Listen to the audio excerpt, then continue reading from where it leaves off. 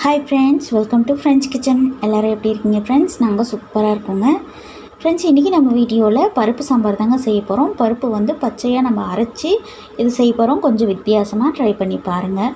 எங்கள் பாட்டி வந்து நான் சின்ன வயசில் இந்த மாதிரி தான் அடிக்கடி செய்வாங்க. ஸோ அது வந்து ஞாபகம் வச்சுருந்து ஸோ இன்றைக்கி நான் செஞ்சுருக்கேன். இது எப்படி பண்ணுறேன்ட்டு நீங்களும் பார்த்துட்டு ட்ரை பண்ணி பாருங்கள். நல்லா இருந்தால் எனக்கு கமெண்ட் பண்ணுங்கள். இப்போ ஃபஸ்ட்டு வந்து அடுப்பு பற்ற வச்சுட்டு அடுப்பில் ஒரு ஃபேன் வச்சுக்கலாங்க. அதில் வந்து பெரிய வெங்காயம் ஒரு 2 கட் பண்ணி போட்டுக்கிட்டேன். 2 தக்காளி கட் பண்ணி போட்டிருக்கேன். ஒரு 5-6 பல் பூண்டு, ஒரு சின்ன நெல்லிக்காய் சைஸ் அளவுக்கு புளி, அப்புறம் 3 டீஸ்பூன் அளவுக்கு மல்லித்தூள், காரத்துக்கு ஏற்ற மாதிரி மிளகாய்த்தூள் நான் 1 டீஸ்பூன் போட்டிருக்கேன். 1/2 டீஸ்பூன் அளவுக்கு மஞ்சத்தூள் போட்டுக்கலாம். இதெல்லாம் போட்டு நல்லா கலந்து விட்டுக்கலாங்க. இதுக்கப்புறம் வந்து ஒரு கொத்து கருவேப்பிலை, 1 கப் அளவுக்கு தேங்காய் துருவல் போட்டு இது நல்லா வதக்கி விட்டுக்கலாங்க. இதுக்கப்புறம் நம்ம வந்து ஸ்டவ் ஆஃப் பண்ணிக்கலாம். பருப்பும் வந்து நான் 1 கப் அளவுக்கு எடுத்து ஊற வச்சு நல்லா தண்ணியை வடிச்சிட்டு இப்போ சேர்த்திருக்கேன். இனிமேல் வந்து ஸ்டவ் எரிய வேண்டாம், ஆஃப் பண்ணிடுங்க. 1 டீஸ்பூன் அளவுக்கு சீரகம் சேர்த்திக்கலாங்க. இதெல்லாமே சேர்ந்து நல்லா கலந்து வரட்டும். இதை எடுத்து ஆற வச்சிடலாம். ஆற வச்சுட்டு அரைச்சிட்டு வந்துருக்கலாம். இப்போ வந்து நம்ம அடுப்பு பற்ற வச்சுட்டு மறுபடியும் வந்து ஒரு கடாயை வச்சு ஆயில் சேர்த்து கடுகு உளுத்தம் பருப்பு போட்டு அது நல்லா பொரிஞ்சதுக்கப்புறம் ஒரு பெரிய வெங்காயத்தை நீல வாக்கில் கட் பண்ணி போட்டுக்கலாங்க.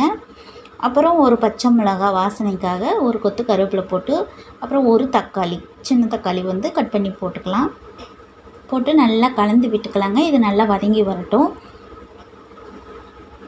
இந்த குழம்பு வந்து எங்கள் பாட்டி நான் சின்ன வயசாக இருக்கும்போது அடிக்கடி செய்வாங்க. டேஸ்ட்டும் சூப்பராக இருக்குங்க. இட்லி, தோசை, சாதத்துக்கும் சாப்பிட்லாங்க. அவ்வளோ அட்டகாசமாக இருக்கும். ட்ரை பண்ணி பாருங்கள். இப்போ தக்காளி வதங்கிறதுக்கு குழம்புக்கு தேவையான அளவுக்கு உப்பு போட்டுக்கலாம்.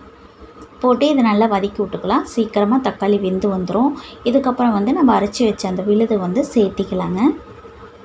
இது சேர்த்தி விட்டுட்டு தண்ணி வந்து தேவையான அளவுக்கு கொஞ்சம் தாராளமாகவே விட்டுக்கலாம். ஏன்னா பருப்பு நம்ம வந்து சேர்த்துருக்கிறதுனால நல்லா சாம்பார் வந்து நல்லா கட்டியாக வந்துடும். ஸோ தண்ணி கொஞ்சம் தாராளமாக விடுங்க. அதுக்கப்புறம் நம்ம அது வெந்து சுருண்டு வரும்போது கரெக்டாக இருக்கும்.